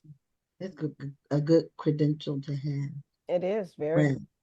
And you mentioned you were in the army, and so was Yeah. Rhonda. So I didn't know if you all were ever stationed at some. Yeah, Oh, that's I did funny. 23 years in the army. Oh, in the army. Oh, where were you at? What was your MOS? I was public affairs. I was in the Okay, Army nice. from 94 through 2016. Okay. Oh yeah, you did the long haul. You stayed in there for a while. I was Actually, like, I could. 2017. I say 2016 because I actually went home in December, but I was officially out of the Army Okay, okay. in February, at the end of February 2017. You know, What when you was the can collect last those place last you? couple of paychecks Yes. while you're on leave. Never forget. That was the only time in my entire life that I had a vacation from work where somebody was paying me. I was like, this is weird. You had to do all this just to get you had to go to literal war to get a vacation, to get a vacation. It's just not working out here. You know what I mean? Where was the last place you were stationed at? I was in Belgium for 5 years. Okay. Oh, Yeah. nice. Yeah, those are one of those places I'm like, while I'm in here, y'all might as well send me somewhere that I might actually like, Well, whatever my the thing first that duty station was Kentucky. I was mad. Oh I'm like, yeah, yeah. I joined the She's like, Army I for you paid to my send me to dues. Kentucky? Yeah, yeah. So I at Fair, was least you not fair. got looking to forward end to it that. somewhere. You got to end it somewhere scenic where you're not being shot at. You Right, know? right, yeah. Ideal, right? Like you get your paycheck somewhere scenic where you are not in imminent danger. Right. Yeah. So that's a big switch from the medical field where you're dealing with, emergency. Well, EMS, that means that's kind of life and death stuff. Yeah. And writing is creative. It's not. Yeah. You can write about He's it. like, ain't You nobody gonna can die for that for what you do with that pen. hopefully not. Hopefully not. Yeah. But what? So have you used any of that in your writing, like that experience, just being in, Hmm. or did you just kind of like cut it off and then say I'm moving on with something? Yeah, no, I mean that's it comes up a lot. So my most recent book, God Bless You, Otis Spunkmeyer, is a novel that came out this past June that is all about that. So it's Do you have time a split copy of between. Do I have? Oh my God, not with me. No, because I'm I can't I'm believe out of y'all be town coming doing. on this show and not bringing your book with it? you. I know. I was like, I saw the expression in their face. I'm about to get cussed out. No, it's because I happen to be traveling at the time. I can definitely make sure they all get one though. That's what I can do. I can Well, tell mail us those about out the book. immediately. Because Yeah, I think the name is very interesting because It is. Spunkmeyer, It has some kind of apparently, it jumps out at significance. me. Hmm. yeah, it's literally those like muffins that you would get in the military. They would have them Yes. everywhere. Yeah, it's after that. And I mean they also have them in prisons, right? And in the hospital. And that's what the book is about. It's about those kinds of locations, so like the prison, the hospital, and the military, and somebody who is like living through all of those kinds of worlds, but is expected to, like make art or whatever, right? So that question, Gwen, that you asked about like whether you use it in or how different they are, it's kind of about that. The everyday constant like using your hands to ostensibly like help people and then being expected also to like think at the same time about your like long-term projects, but people in front of you are in desperate need. And how to figure out how you care for those people and yourself under those circumstances. And it takes place all over a single day in a hospital in North Philly. Oh, so Mm. okay. So the setting and the plot is 24 hours, more or less. It's one day. Yes, exactly, And exactly. that's not okay. That's not common in books. Normally, it'll be a week or, it'll be No, more than one day. I like those kind I've of books seen though. books and movies where the entire story takes place in one day, and I really admire you guys because I think it Not takes a easy. lot of description for you to be able to follow somebody Mm, in a span of a few hours instead of a few days. Because there's a lot of yeah, description, there's probably a lot of mind work going on. Because exactly. you've got to be able to move this story along. Yeah. Yeah, Move I feel like you along. got it. Like you were like, oh yeah, it's like a lot of mind work, right? Like so that's part of how the trick works immediately on the page. It's like there's so much going on in the protagonist's head, and that stuff can take a really long time, right? Or it can be condensed, and it's Mhm. easier to do that. And then you move back and forth between the thing that is being done with the hands and what's going on in the mind, with regards to memory and relationships to other people and stuff like that. Yeah. Hmm. Yeah. That's a really Love it. interesting story. Now, when you were selling your book, Mhm.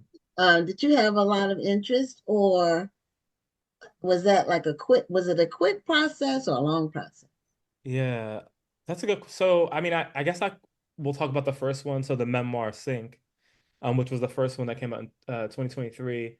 Um, it was odd because I had kind of established a relationship with my editor before. So my editors, Maddie Caldwell at Grand Central Publishing, I was her intern. So I came in the game brand new and I was already like in my 20s. I didn't know anything about it because I had spent all that time doing biology, healthcare. I was like, I'm going to physician assistant school. I left that, was like, I'm going to be a doctor. It turns out none of that stuff happened. So I didn't know anything about publishing. And so I did an internship at Grand Central, and I met my now editor there. So when we were putting the book out there, it kind of went straight to her. Because we had established trust already, and I had told this to my agent. My agent also knew my editor already. And he was like, I also like this person. And I was like, I know that I want to work with this person because we established a relation and I knew the people in that office because I was an intern there. And so it was a strange thing where it took a while to get an agent and all that kind of stuff. Like that took some years to do. But after I did, the direction was really clear because I had that relation already before. Okay. Now, your memoir that came out last year, I thought you were reaching for a copy of the book. I said, well, you got one, but you don't have the other one. I know. I did look around. I'm not gonna lie. I did look around. Like, are we sure? I didn't bring any with me. Now, and it's called Sink, like a kitchen sink.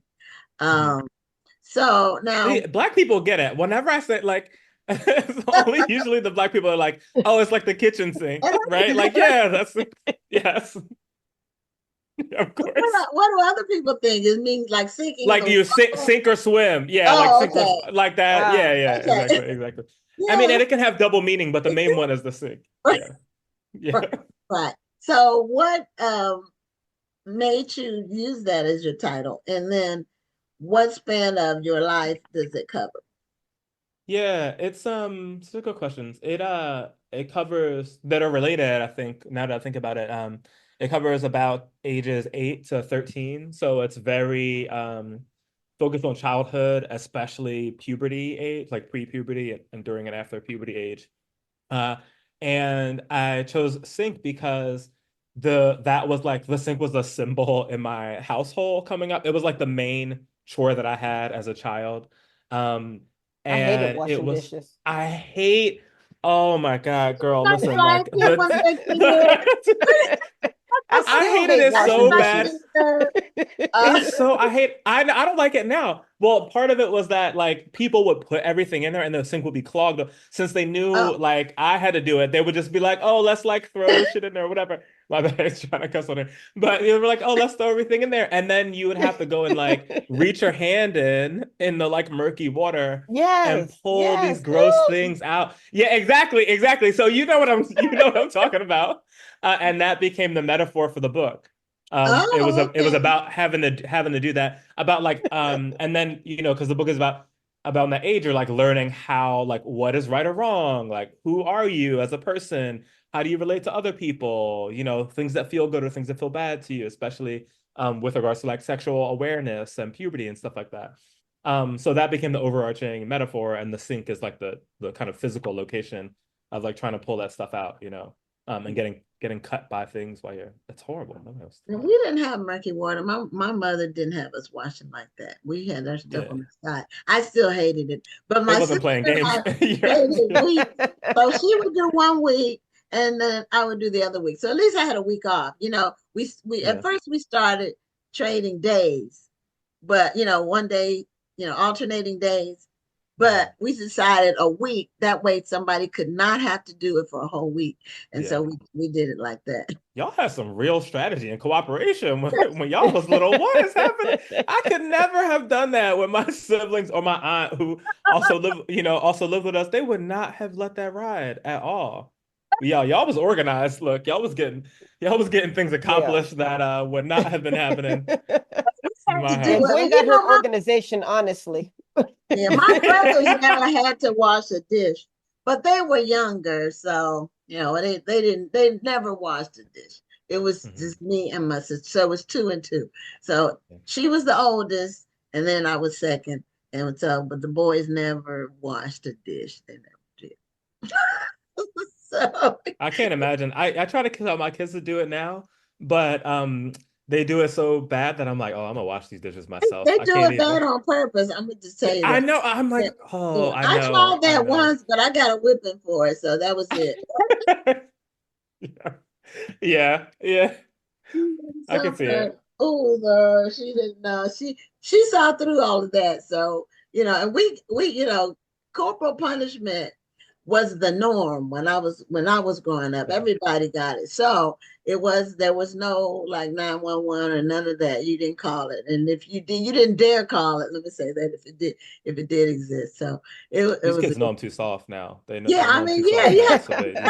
so they just doing whatever. They just in the house doing whatever. I'm like, all right, man. The It's parents rough. got soft. So, it's all it goes hand in hand. I guess, then maybe they just got tired or just, they're working all the time. Yeah. So a lot of times you just say, well, what's really important? You try to focus on what's really important. Yeah. Because those years, them growing up, they go by fast.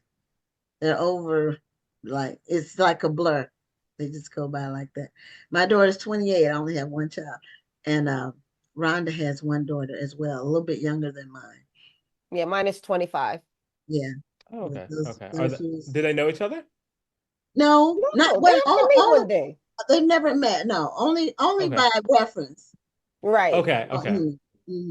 I tell my daughter's name is Sylvia, and she's named after her paternal great grandmother. So that's how she got her name. But it's an old name. She says she rarely meets a Sylvia unless it's a Hispanic. She said sometimes she meets Hispanic Yeah, Sylvia. yeah. But and Rhonda's daughter's name is really different. Yeah, my daughter's name is Beautiful. Oh, That's a real name. yeah. That's Not sweet. her name is beautiful. Her name is beautiful. Yeah. At first I knew, and then when you said it again, I was like, wait, now you're trying to turn it around.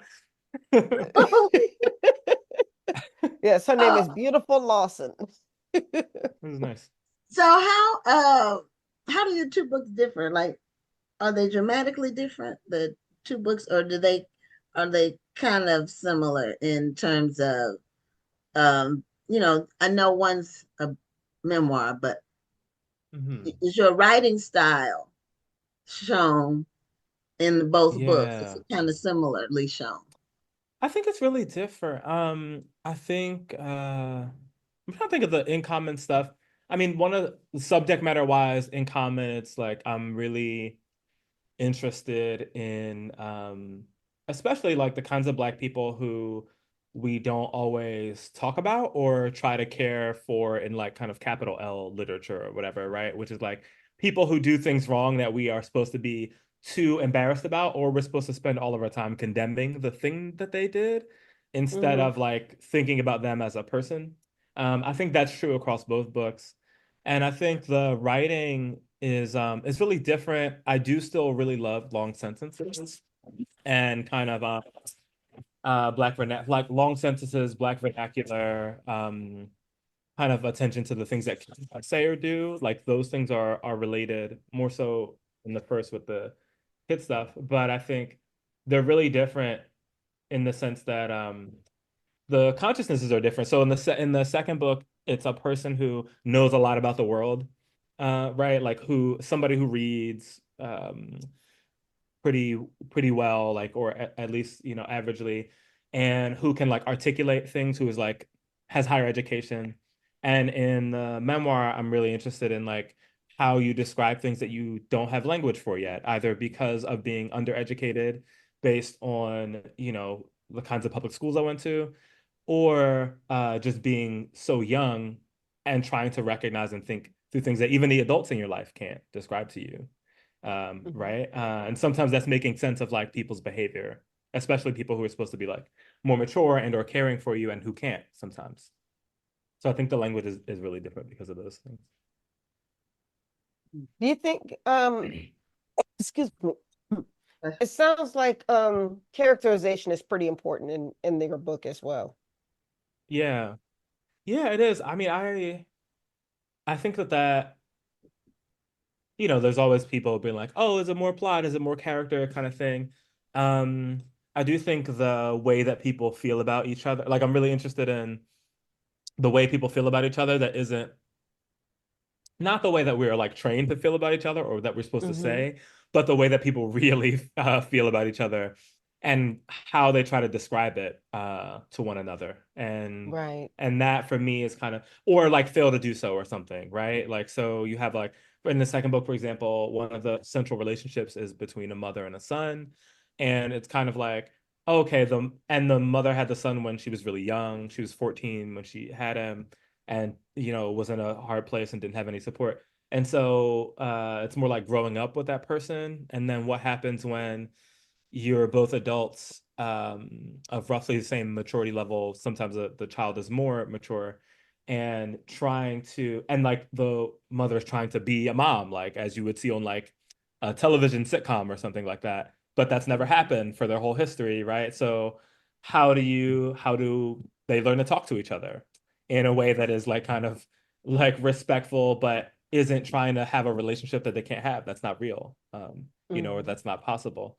So it's that kind of stuff for me, and that's what drives the story forward. People trying to figure that kind of stuff out. Mm. Yeah, people who have children at a very young age, it's almost like they grow up together. Yeah. And when you're like 28 or 29 and you have a 15-year-old, that's I can't imagine navigating that.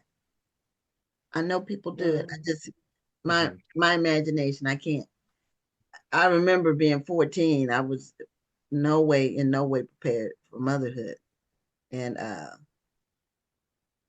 it's that gotta be very challenging. It's challenging to write about. Hmm. Mm-hmm. Yeah, I think so. I mean, I do. I You think it's get important. to the I think it's mind of important to. your character. Mhm.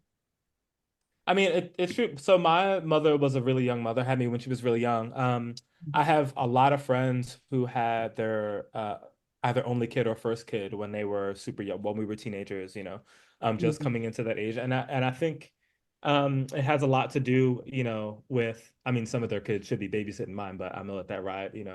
Um, it has a lot to do with like how we come to know each other through talking about the kids or through like watching the kids grow up. And so like I'm all the time thinking about those things and having those experiences because that's the kinds of relationship a lot of my friends have, or the kinds of relationships that I have to a lot of my friends' kids sometimes too. It's kind of a combination of all of those things. And then, when you're close enough to somebody, you end a lot of what your conversations end up being is about people's really deep insecurities about either how they can care for their kid, right? Like how like the people who depend on you most, are you letting them down? If so, how? And what are the things that you might feel like you need to do better? And a lot of the of conversations I have now, especially in my 30s, and friends in their 40s, 50s, and some in their 20s too, are about that. It has a lot to do with like how we collectively think about raising our kids, especially folks who had them when they were really young too, and whose kids might even be older now. Hmm. Well, what has been the reception like for both of the books? Yeah, Like I your think it's been reviews? pretty good. I think that they both got reviewed well. Um, Good. so that's important, because sometimes you might not get one at all, or you might get one and it's horrible or something like that. And then the second one, the novel, just maybe a week or so ago, won the Center for Fiction First Novel Prize, which is the first Oh, thing that congratulations. ever came. Yeah, thank you. It's Thank wonderful.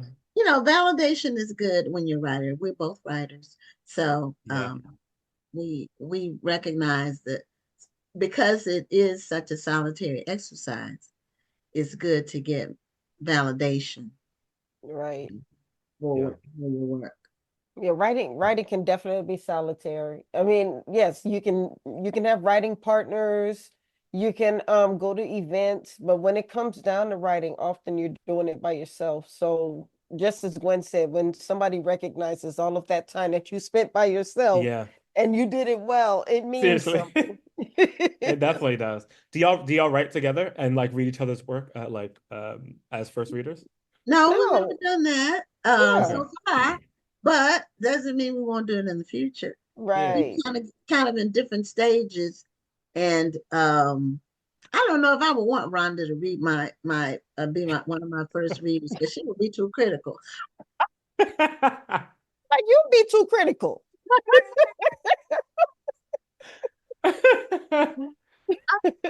No, we just have never even thought about doing that. And Mm-mm. if we did think about it, we would talk about it. I mean, Right. we wouldn't be shy about it. And right now, I'm not writing I'm focusing on children's books right now. So Mhm. my next book is going to be another installment in the series that I've done about Oh, children, nice. teaching them how to be entrepreneurs. So that's my next book is going to be on that. Okay. My novels and my two novels that I have took 5 years apiece. So it's just too, it's a lot of time. It takes me long to write It fiction. does. Yeah. I'm better at nonfiction or children's books as far as speed. But Mhm. my novels are very well developed and thought out, good character development, great reviews, but they took me 5 years apiece. Each one took Mhm. 5 years, and it's a series. So I don't know if I'm the next one, if I get to it, who knows? And maybe I'll let Rhonda read my first two chapters, and then I'll know if I needed to go forward or not. On Well, Yeah. I'll be doing the the same thing. I idea. have a lot of writing to do in 2026. Yeah. Well, what are you going to do in 2025? You're It's skipping that year. 2025 is You over. skip. Skipping a year. No, this is you skipped a year around it somewhere in your Oh, shoot. I'm sorry. See, that's how much writing I You have to skipped do. it. I If forgot you what skipped it year it already, was. I mean, look.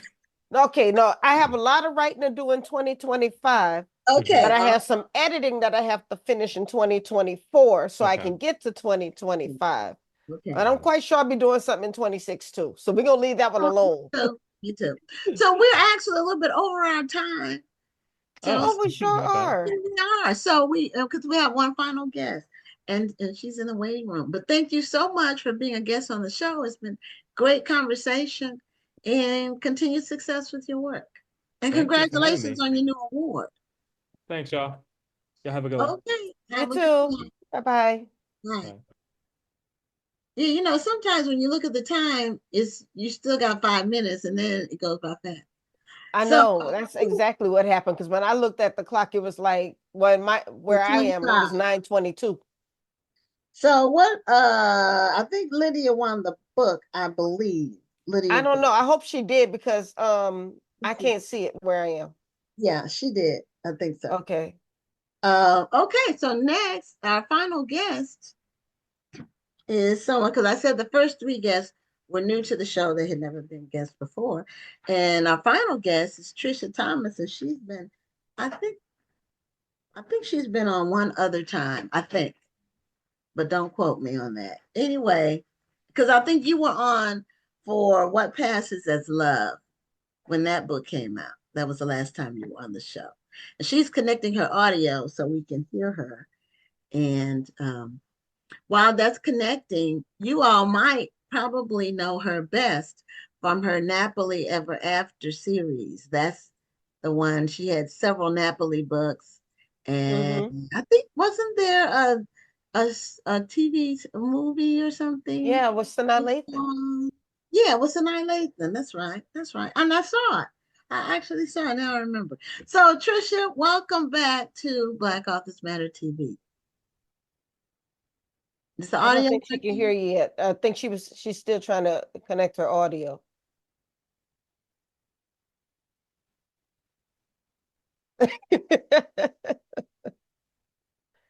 You may have to start over again, maybe log out and then come back in. I don't know if you can hear us. Is your audio button working on the, did you see? No, she tried to connect the audio and then it said it couldn't connect. So she's trying again. Okay. There it is. Okay, so now we just need to unmute. All right. Yay. So, well, Worst. welcome back to Black Office Matter TV. Thank you. Thanks for having me. So good to Thank see you for being here. I think you were on in like 2021 or something like that. It feels like it was yesterday, but yeah.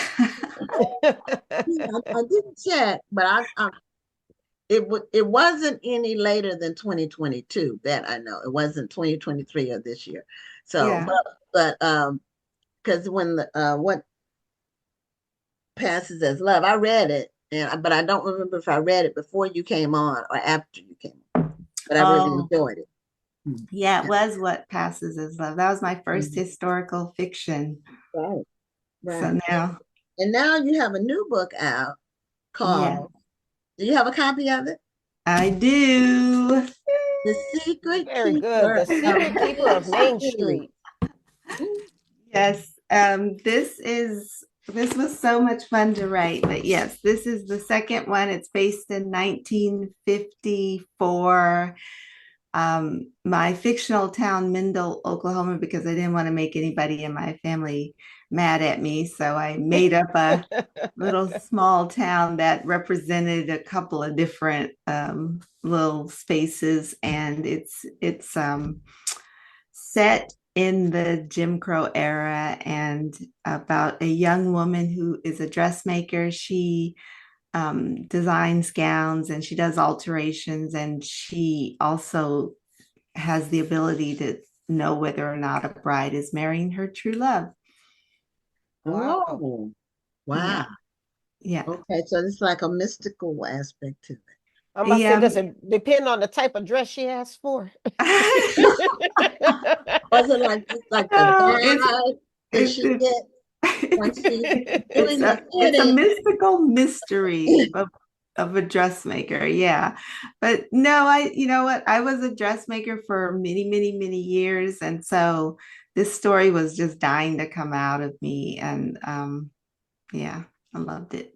Love writing it. That's some trivia I didn't know about you.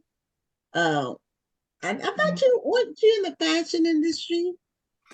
I mean, no, I mean, the fashion as I got was the design of the gowns. I mean, this is just something that I've always done. I never, took it outside of my own bridal salon. I designed there, and I had two seamstresses as well as myself, and so everything was made and custom made, and it was just my own work. I make a lot of my own clothes, but I wasn't in the industry per se. Okay. I had attempted to work for a company when I first got out of school, and it was a big company. I won't say their name, but their initials are CR. And like they were in every mall. I don't know about now, but I did think, I finally have arrived, and to make the designs, they used to send me into dressing rooms with a camera to take pictures of other people's clothing. Okay. I'm glad you finished that sentence, because I'm like, what? Yeah, that was the extent of their design. So your job was to not have your designs even considered. No, not even considered. It was to take pictures of other people's designs. Mm-hmm. That wouldn't be fun. It wasn't fun. And I did it, maybe 2 or 3 times before I just I have to go home. I can't do this anymore. It was just it. So that was my fashion industry experience, and I decided to open my own bridal salon. So I did. Oh, okay. Now, where was it? Where did you have the salon? Where? Where? Where in What part of California? the country? Okay, In California. Yeah. Riverside? Yeah. Yes. Okay, my mom used to live in Moreno Valley once upon a time. Oh, yeah, that's like around the corner from me. Yeah, but yeah, it's an ever-growing area. We always laugh when people use it for the butt of their jokes in these sitcoms and everything. Like they probably have never even been here. Like they don't know. It's lovely. So you had your own salon where you did custom bridal work. Yes, Did you do the whole wedding party or just the bride? everything. Absolutely. Oh, wow. Top to Wow, that's nice. bottom, mother to the flower girl, and everything in between. Oh, Yeah, every single I'm part. sure that that's really hard work, but very skilled rewarding. work. It's skilled work. It was a lot of work. I enjoyed it very much. It, I mean, I probably wouldn't have even stopped if my husband didn't get a transfer. He moved us to Virginia, and so I had to sell, the business. Oh, okay. What part of Virginia? Um, we were in Fairfax. Okay, so that's outside. That's in your area, rather. The Right. Was this these moves were due to the military? No, Oh, no, okay. no. Because my But mom was yeah, that was. stationed, she was in Moreno Valley because she was in the Air Force there. Oh, yeah. And so that's and then when you said you moved to Virginia, I was like, okay, well maybe it's the military that had y'all Uh, moving. I think I've always, because I'm from San Diego, so I've always lived around the military, always. But I have absolutely no association with it whatsoever, which is strange. But I always lived in very deeply ingrained military cities. I see. And San Diego is quite military. Yeah. Oh, we have every branch. Yeah, that's near the water, so there's a Navy there. Yeah, quite military and also quite law enforcement. We have a Yeah. lot of customs and border protection, a lot of border patrol there Yes. and field operations. Yeah. You guys are well protected in San Diego. Very protected. Yeah, so I mean, I've lived in a lot of different places, and I had a lot of different careers, I would say probably more than the average person. But the one thing I always came back to was the design and the dressmaking. And I remember once the film Nappily Ever After came out, my agent and I were trying to sit around like, what next? What do we do next? And I I really did not know, because, how do you follow up with after a movie? What do you write? And so she knew about the bridal salon, and she's like, why don't you write a story, about, being in this bridal salon around, it wasn't historical the way we had come up with it, but, around all of these brides, and, think of a story around, being around all these brides. And because I had told her all these stories, and she was just like, gobstock, like, this is a lot, and I was really young at the time, so it was always emotional. And so it just felt like it was time to, tell a story surrounding, the energy and the emotion. And I just happened to throw a body in there and make it a murder mystery a little bit. But no one ever died on my watch or in the bridal salon. But I did really, really, really want to tell the story of how, these brides bring their energy into these situations, and you just can't help but want to, give them advice and help them. And I didn't have the second sight. I couldn't touch anyone and tell what was going on, but I knew, like, almost immediately, as soon as they would because it was such a quiet, experience getting fitted, measured, and the fittings, that I would always get this sense about them. And they would start talking, and sure enough, I'm thinking, this is not the person you're supposed to marry, or this is not going to last, or you're stepping into something you probably shouldn't be stepping into. And so I had those experiences all the time. Yeah, there's coercion sometimes from all kinds of sources. It could be parents, it could be your future in-laws, or the groom. Sometimes it's people get married because they're pressured to get married. I know. I had a saying that, the brides got married for their families, and the fiancés got married for their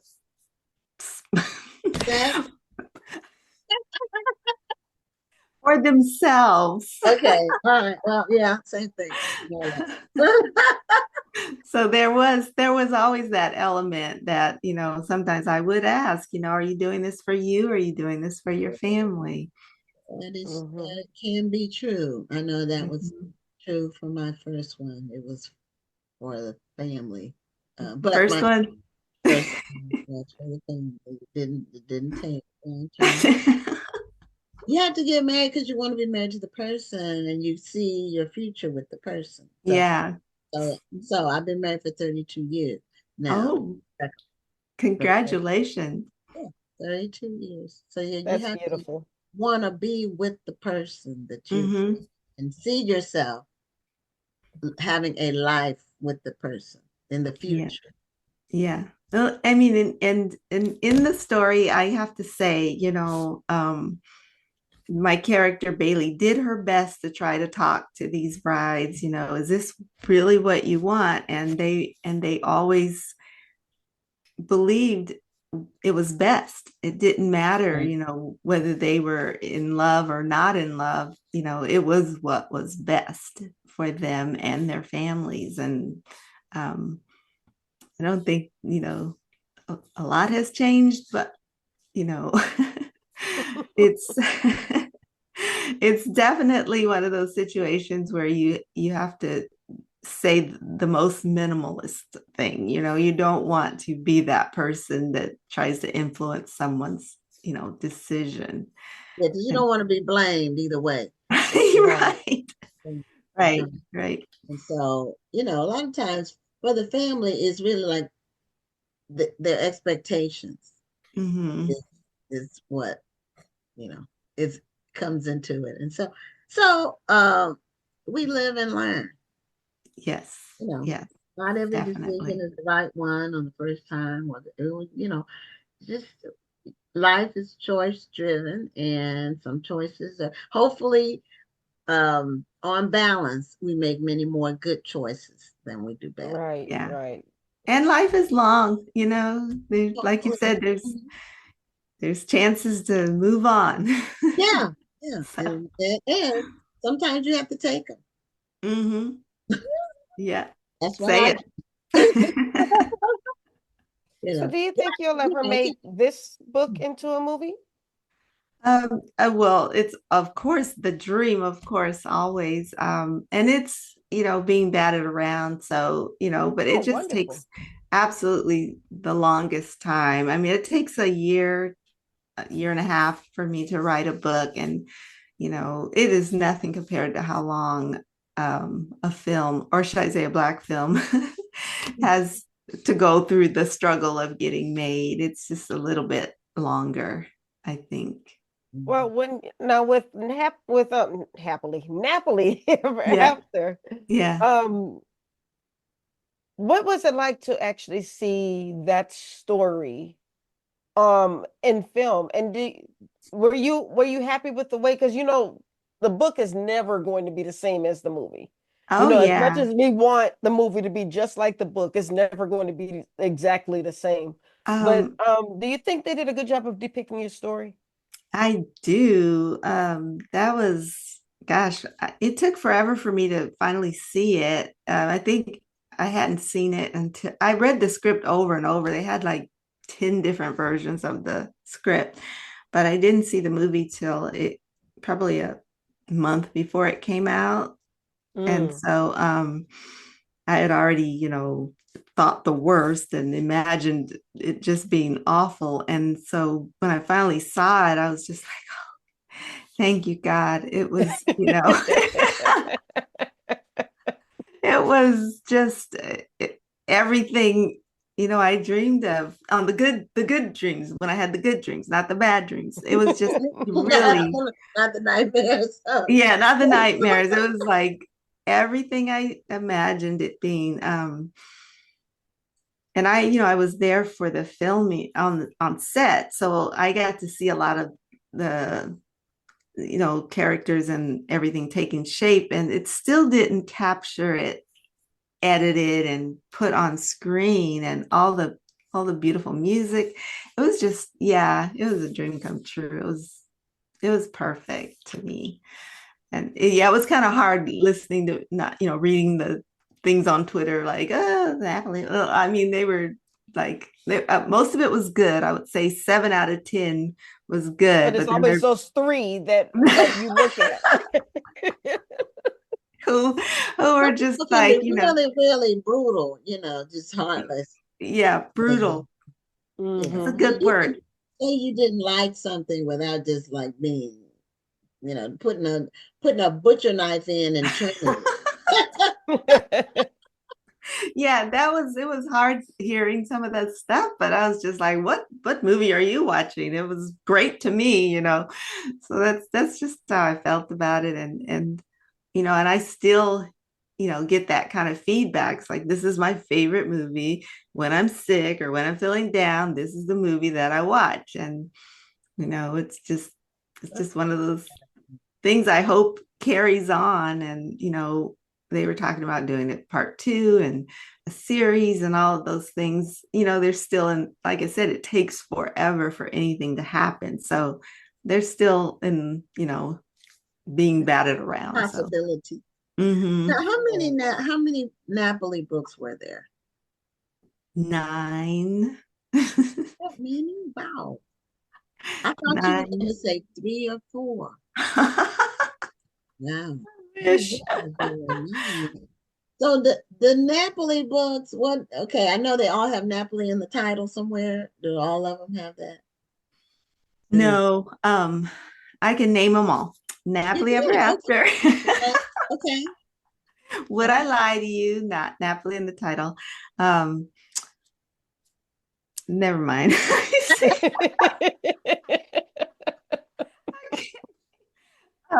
I just can't name them in order. So Napoli Ever After, Would I Lie to You?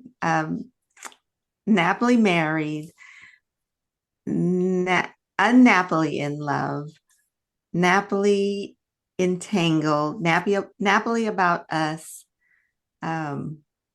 Postcards from Venus,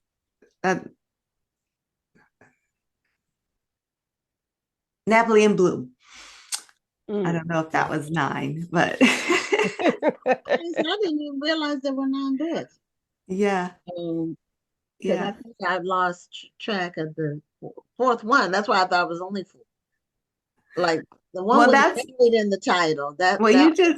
You just answered the question of why didn't I write a 10th, because I actually did write a 10th. It's called Meet Me at Maybe.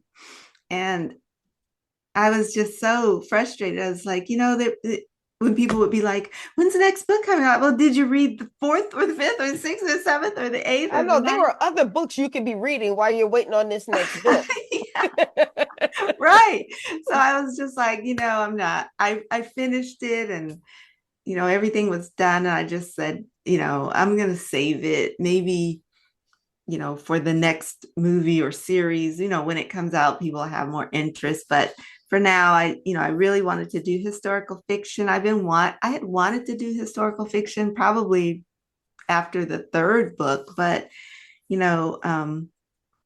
when you go into that room, it's like, what are you going to do next? And give me another Napoli, and want to build on what you've already put out. Yeah, yeah. And I have an audience, this is a great audience. I mean, they love Venus so much that I could have, just kept going, but I really wanted to do something else. So that is how What Passes as Love And was the secret keeper yes, of Main Secret Keeper Street. of Main Street. Okay, when did Napoli Ever After come out? Because has it been 20 years? Yeah. Because we were selling it in our store. I remember when it first came out, when we had a mortar store, and it was like 2004 or 5, somewhere in there. Maybe? No, the first book came out in 2000. Okay. Yeah. So we had the sequels too. We were selling them. Yeah. Right. And that's always hard to, explain to people, like, you wrote a book 4 years ago. Like, yes, I did. And it didn't become a movie until, 5 years ago. But it literally had been optioned for film, by Halle Berry before the book was even printed. And so that was a long wait. It was a very, very long wait. And so I That's a a lot of lesson in books that being are patient. optioned never see the light of day. I know. Most of the books that are optioned Yeah. don't actually get to be turned into films. People just sit on them. Yeah. They want the option, and they want to take it off To the sit table on it. for somebody else. Right. So, but you do get paid for the option. Yeah. So the author gets paid for the option. So right. that's Right.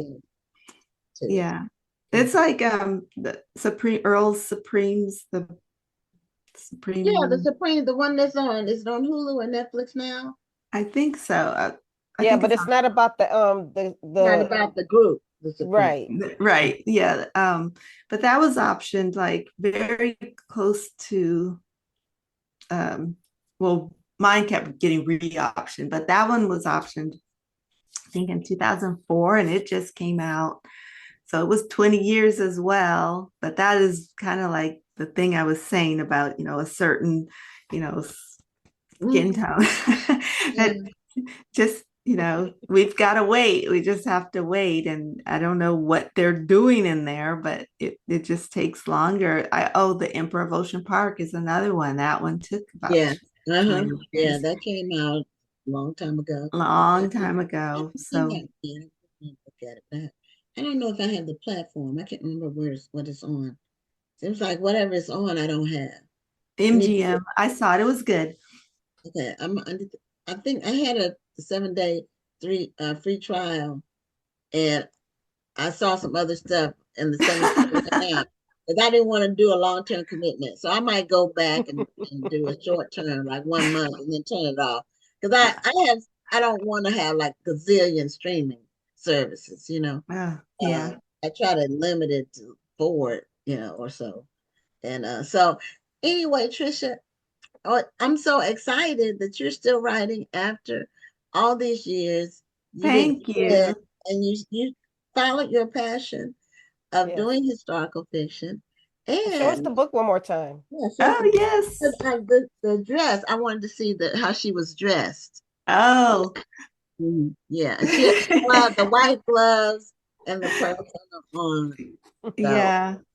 I picked this person out, and of course, the little secret is that she was absolutely a white woman, and I was just like, can you darken her up a lot? And they kept and so they kept putting the screen over it, and like I was like, okay, if that, they're like, we can't do it any further or it will change the color. Well, and this dress was supposed to be blue, but because they kept putting the layers and layers and layers over it, ended up black, and so I was just like, that's fine, but I really wanted to make sure that she represented us. And so but I loved her look and everything about it. So I mean, it's pretty much the first time I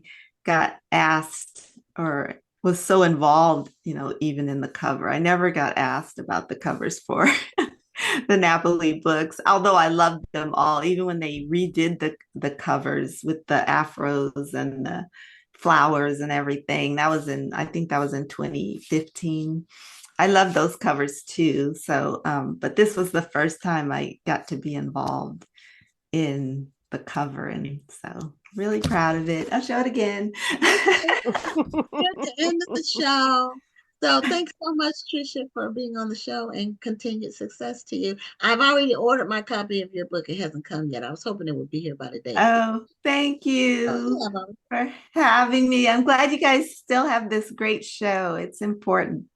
Okay. And I have my t-shirt from last time. I sent you a picture and I modeled it. So it's cool. Okay. I'll have to take a look. Okay. Well, thank you so much. Thank you. Bye. Happy holiday. Bye-bye. Have a great night. Happy holiday. Merry Christmas and Yes, Happy New holidays. Year. Okay. Bye-bye. Bye. Okay, so this is the last show of 2024. We won't be back until January 7th with the first show of 2025, because the next 2 Tuesdays are holidays, Christmas Eve and New Year's Eve. So we'll be off and you all can do something else on your Tuesday, but we want you to be back with us on January 7th. So this is the end of the year, and have a happy new year. I am out. I'm Gwen Richardson signing off. And I'm Dr. Rhonda Lawson. Have a wonderful evening and a great week. And Merry Christmas, Happy New Year, and all the other good things.